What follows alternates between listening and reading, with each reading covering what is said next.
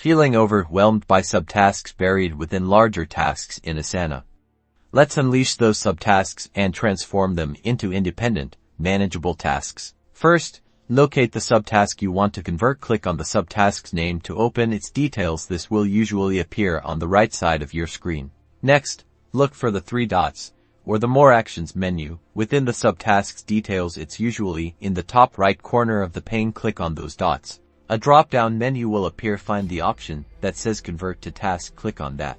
A pop-up window will appear here.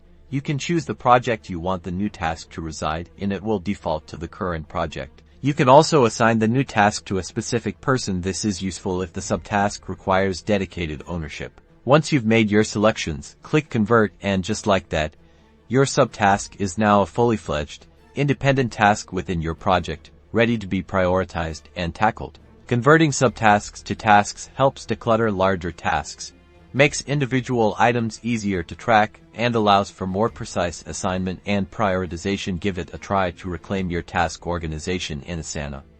Don't forget to like and subscribe for more Asana tips.